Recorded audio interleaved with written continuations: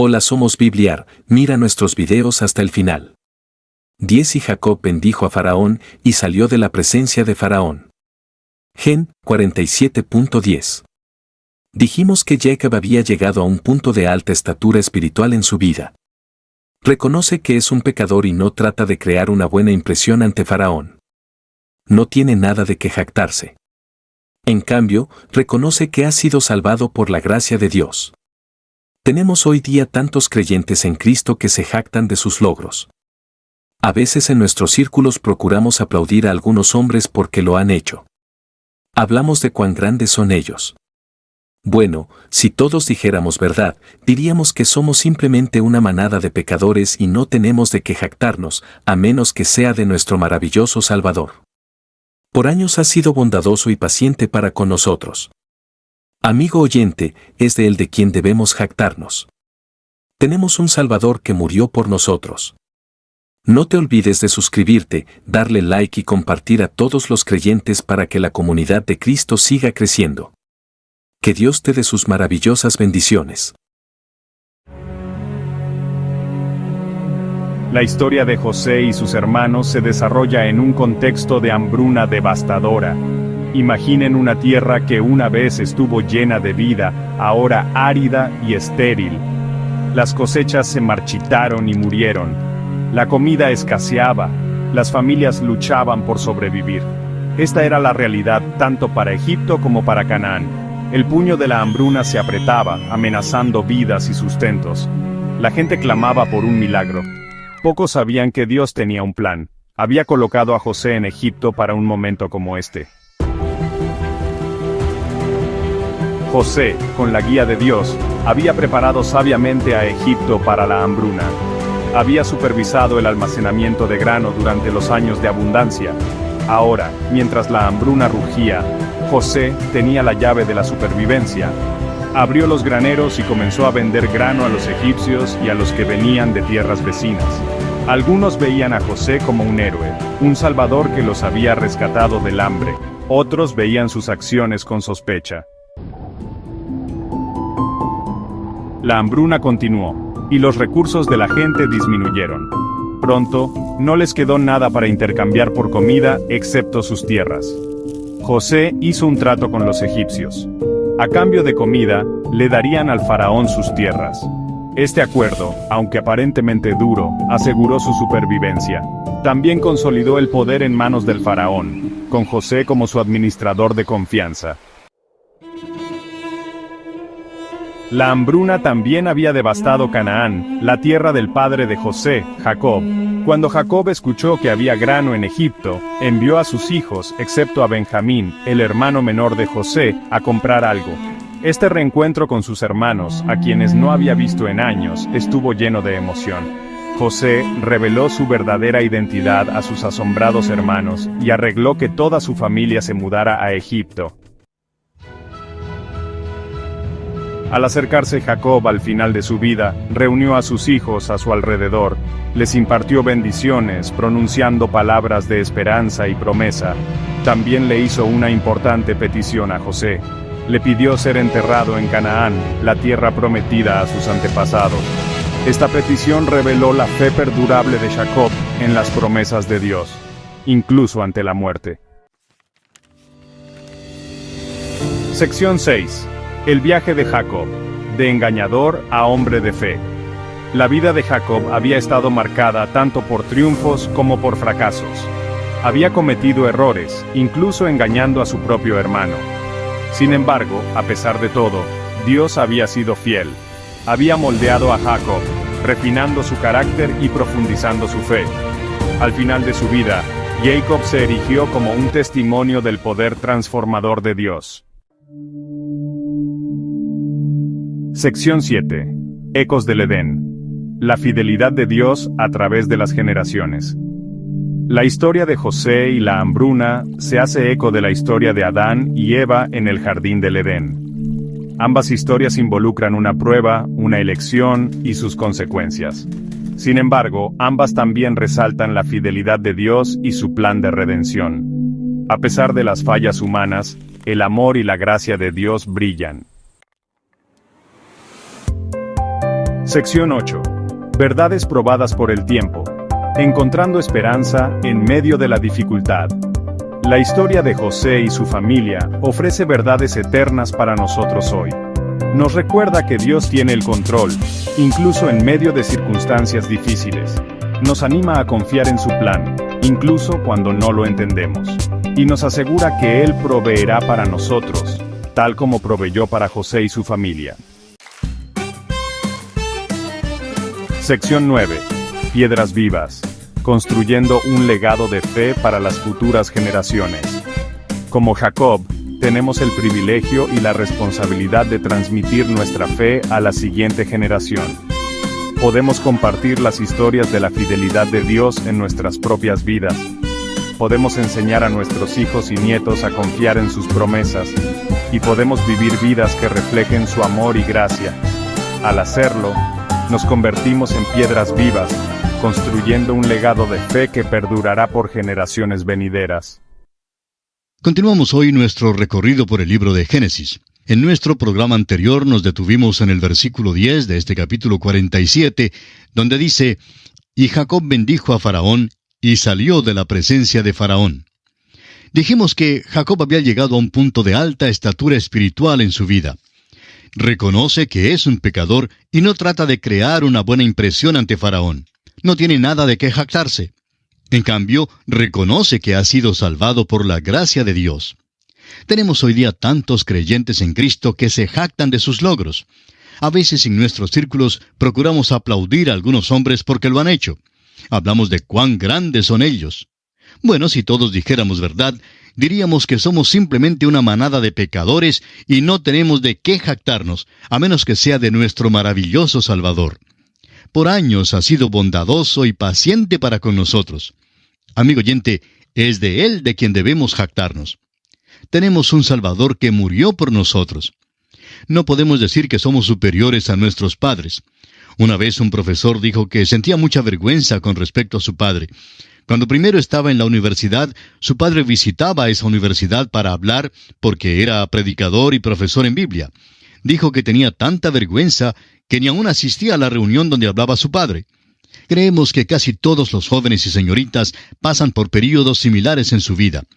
Este señor pasó 4 años en la universidad. Salió al mundo de negocios donde experimentó toda suerte de problemas. Luego comenzó a darse cuenta que su padre había sido capaz de ganarse la vida para su familia, y que era un profesor sobresaliente de la Biblia. Este hombre se dio cuenta que su padre no era el hombre ignorante como siempre lo había considerado. ¿No es esta historia la verdad en cuanto a muchos de nosotros? Pero no es verdad en cuanto a Jacob aquí. Jacob se humilla porque ha cambiado. Y ahora los versículos 11 al 13 de este capítulo 47 nos dicen: «Así José hizo habitar a su padre y a sus hermanos, y les dio posesión en la tierra de Egipto, en lo mejor de la tierra, en la tierra de Ramesés, como mandó Faraón. Y alimentaba José a su padre y a sus hermanos, y a toda la casa de su padre, con pan, según el número de los hijos. No había pan en toda la tierra, y el hambre era muy grave, por lo que desfalleció de hambre la tierra de Egipto y la tierra de Canaán». 2 tierras que sufren de hambre se mencionan aquí porque son 2 tierras que tienen que ver con nuestra historia. Ambas sufren. Si Jacob se hubiera quedado en Canaán con la familia, hubiera perecido también de hambre. El grano se había depositado en la tierra de Egipto, pero no estaba produciendo más grano. Evidentemente, el hambre se había extendido por toda África, porque el río Nilo no tenía agua suficiente para la inundación, lo cual era tan necesario para Egipto. Ahora leamos el versículo 14. «Y recogió José todo el dinero que había en la tierra de Egipto y en la tierra de Canaán, por los alimentos que de él compraban, y metió José el dinero en casa de Faraón». Llegamos ahora a algo por lo cual a José se le ha criticado. Hay personas que dicen que se aprovechó de la pobreza cuando compró la tierra. Leamos ahora desde el versículo 15 hasta el 20. «Acabado el dinero de la tierra de Egipto y de la tierra de Canaán, vino todo Egipto a José diciendo: Danos pan. ¿Por qué moriremos delante de ti por haberse acabado el dinero? Y José dijo: Dad vuestros ganados, y yo os daré por vuestros ganados si se ha acabado el dinero. Y ellos trajeron sus ganados a José, y José les dio alimentos por caballos, y por el ganado de las ovejas, y por el ganado de las vacas, y por asnos, y les sustentó de pan por todos sus ganados aquel año. Acabado aquel año, vinieron a él el segundo año y le dijeron, «No encubrimos a nuestro señor que el dinero ciertamente se ha acabado. También el ganado es ya de nuestro señor. Nada ha quedado delante de nuestro señor, sino nuestros cuerpos y nuestra tierra. ¿Por qué moriremos delante de tus ojos, así nosotros como nuestra tierra? Cómpranos a nosotros y a nuestra tierra por pan, y seremos nosotros y nuestra tierra siervos de Faraón. Y danos semilla para que vivamos y no muramos, y no sea asolada la tierra». Entonces compró José toda la tierra de Egipto para Faraón, pues los egipcios vendieron cada uno sus tierras, porque se agravó el hambre sobre ellos, y la tierra vino a ser de Faraón. Vamos a considerar esta crítica que se lanza contra José. En primer lugar, él es el agente de Faraón, y no compró nada para sí mismo. Sus compras no le ayudaron en nada, no lo enriquecieron en ninguna manera. No fue deshonesto en ningún sentido de la palabra. No ganó personalmente por causa del hambre. Creemos que es simplemente la ley de la oferta y la demanda. Cuando es escasa cualquier comodidad, los hombres pagan un precio generoso para comprarla. Estamos seguros que José compró la tierra a un buen precio cuando la compró para Faraón, pero que era cuestión de la oferta y la demanda. En realidad, puso a las personas en una situación de poder seguir viviendo al suplirles comida. Creemos que José, pues, quedó entre los límites de la ley de la oferta y la demanda.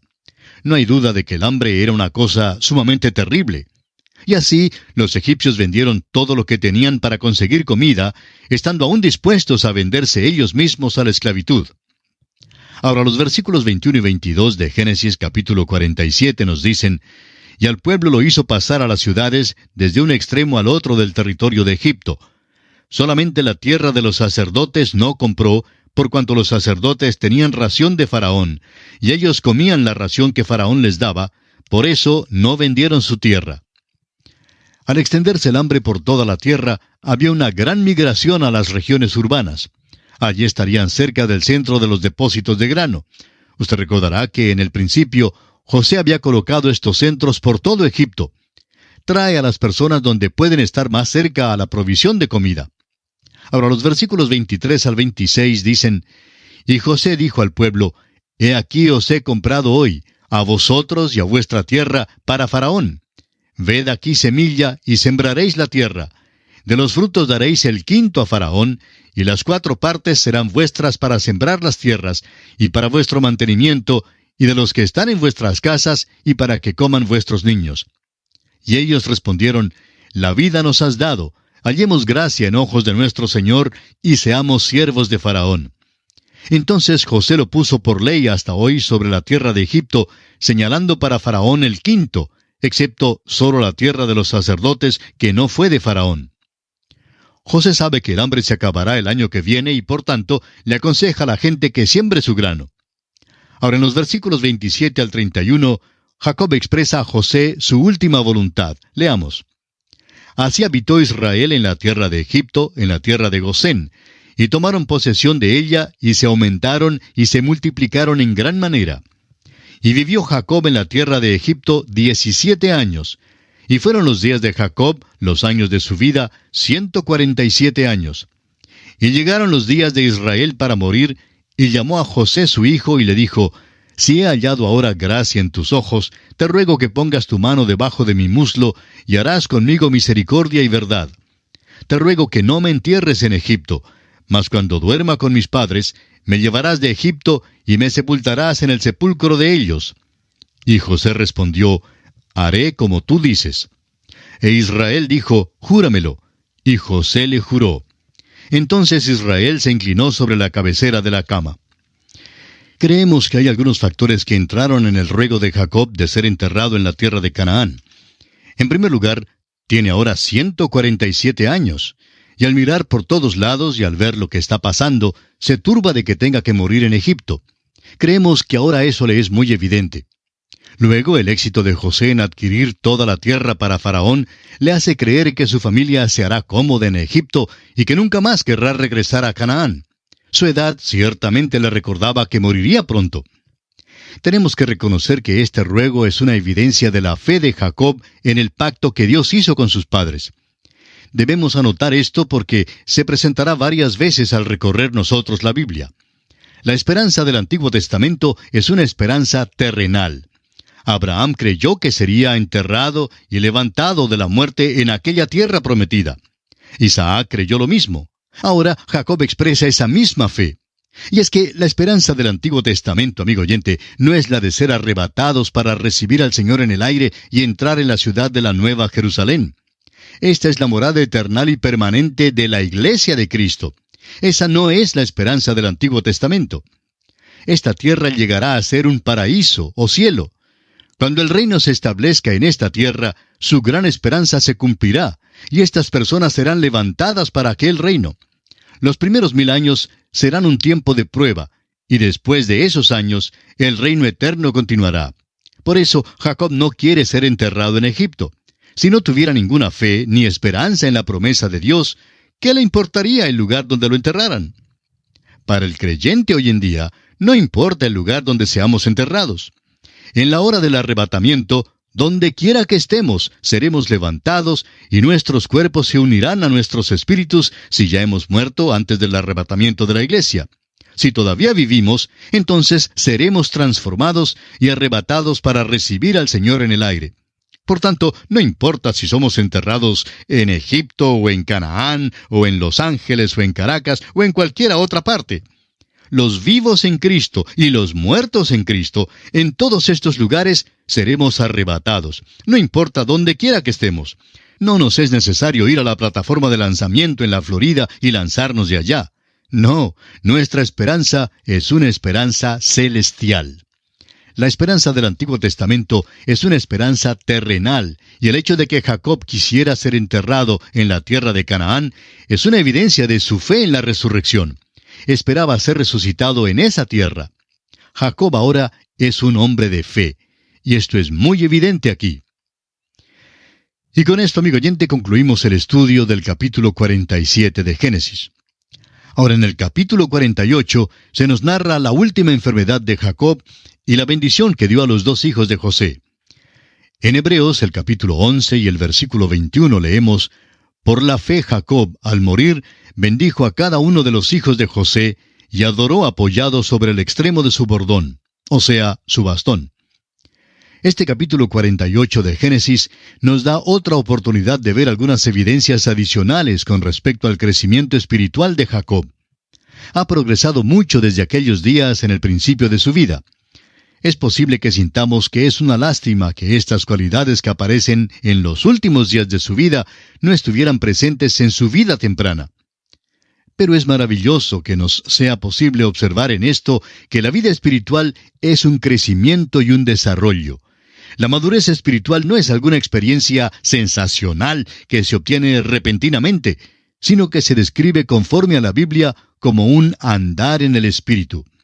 Había demasiado del viejo hombre, o sea, el hombre carnal en Jacob cuando era joven. Y el nuevo hombre, espiritual, no se discierne sino hasta cuando llega a ser anciano. Hace años, después de un servicio evangelístico, una pareja de muy buena apariencia pasó adelante. El predicador les preguntó por qué habían venido. Dijeron que deseaban tener todo lo que Dios tenía para ellos.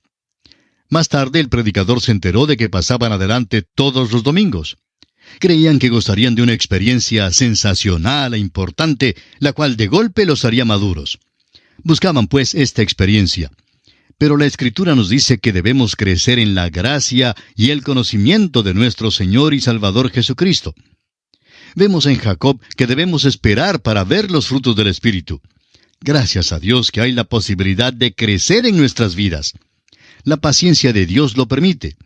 Vemos que Dios trató con mucha paciencia a Jacob, y asimismo nos tratará a nosotros. Ahora este crecimiento será más rápido y fructífero si desde el principio buscamos comprender y acatar la voluntad de Dios para nuestras vidas. Leamos los primeros 4 versículos de este capítulo 48. Sucedió después de estas cosas que dijeron a José: He aquí tu padre está enfermo. Y él tomó consigo a sus 2 hijos, Manasés y Efraín. Y se le hizo saber a Jacob diciendo: He aquí tu hijo José viene a ti. Entonces se esforzó Israel y se sentó sobre la cama y dijo a José: El Dios omnipotente me apareció en luz en la tierra de Canaán y me bendijo y me dijo: He aquí yo te haré crecer, y te multiplicaré, y te pondré por estirpe de naciones, y daré esta tierra a tu descendencia después de ti, por heredad perpetua.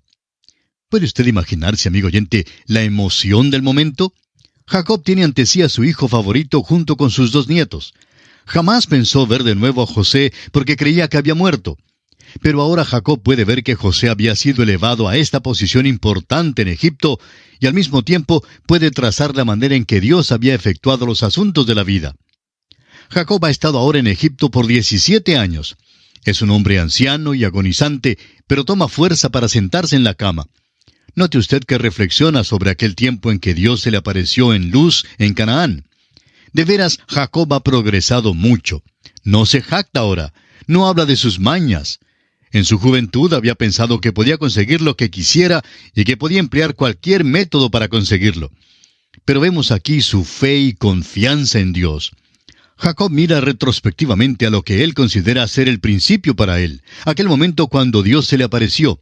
Dios había aparecido a Jacob cuando salió de la tierra de Canaán para ir a Harán, y luego otra vez cuando regresó a esa tierra. Y Dios le bendijo.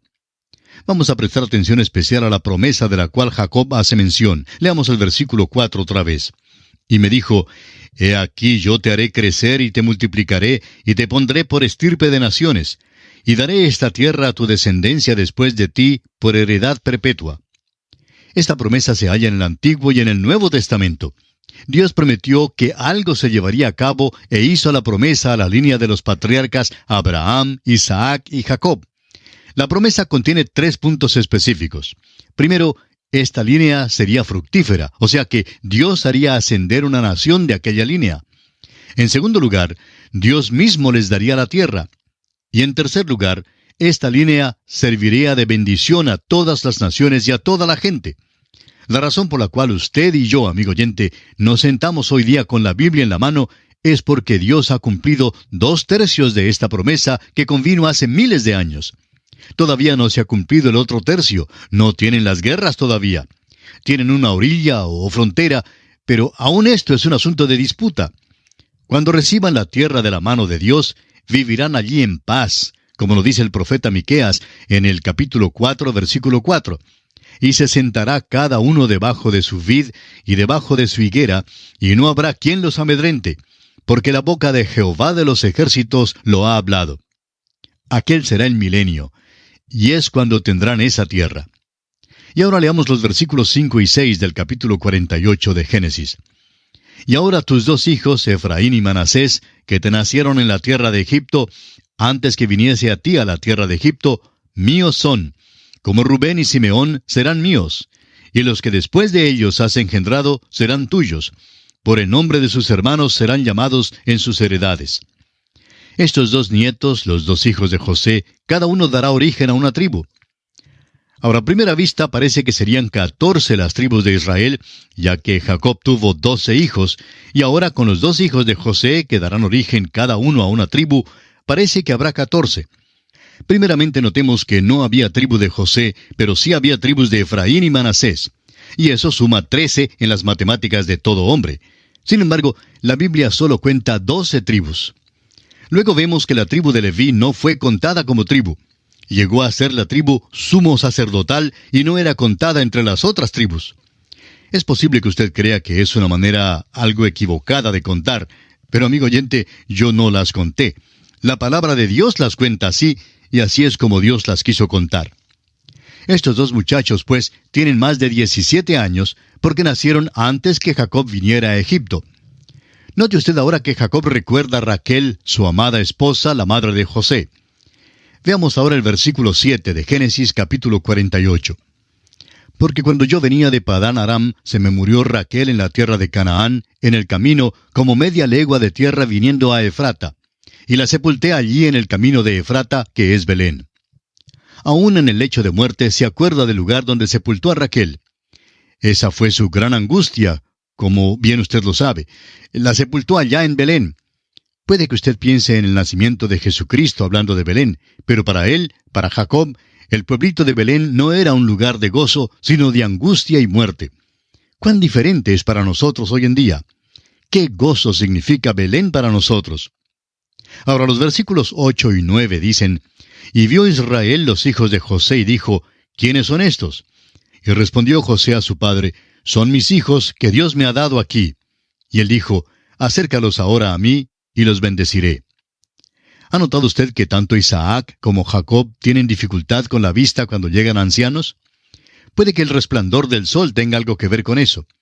Aún hoy día hay muchísima enfermedad de la vista en aquellos países, y muchos ancianos allí parecen tener dificultad al caminar. No es que sean completamente ciegos, pero no les es posible ver bien. Pues notamos aquí que Jacob no reconoció a los muchachos. Ahora el versículo 10 dice, «Y los ojos de Israel estaban tan agravados por la vejez que no podía ver. Les hizo pues acercarse a él, y él les besó y les abrazó». Nos imaginamos que los jóvenes quedaron algo turbados por causa de que su abuelo hubiera manifestado tanto afecto para con ellos. Ahora del versículo 11 hasta el 13 leemos, «Y dijo Israel a José, no pensaba yo ver tu rostro, y he aquí Dios me ha hecho ver también a tu descendencia». Entonces José los sacó de entre sus rodillas y se inclinó a tierra. Y los tomó José a ambos, Efraín a su derecha, a la izquierda de Israel, y Manasés a su izquierda, a la derecha de Israel, y los acercó a él. José los lleva a los muchachos más cerca de su abuelo, ya que no podía ver bien, por eso extendería la mano para encontrarlos. Ahora el versículo 14 dice, «Entonces Israel extendió su mano derecha y la puso sobre la cabeza de Efraín, que era el menor, y su mano izquierda sobre la cabeza de Manasés, colocando así sus manos adrede, aunque Manasés era el primogénito». Ahora Efraín es el que va a ser el líder superior a Manasés. Más adelante veremos que la tribu de Manasés marchó bajo la bandera de la tribu de Efraín en la marcha del desierto, como lo veremos cuando estudiemos el libro de Números. Josué procedía de la tribu de Efraín, y había muchos otros grandes hombres que también descendieron de esa tribu. Efraín, pues, llegó a ser la tribu con prioridad. Eso es indiscutible. Bien, amigo oyente, continuaremos nuestra consideración del capítulo 48 de Génesis en nuestro próximo programa y esperamos que usted ha de acompañarnos. Será pues, hasta entonces, es nuestra oración que Dios derrame sobre usted sus ricas e incontables bendiciones.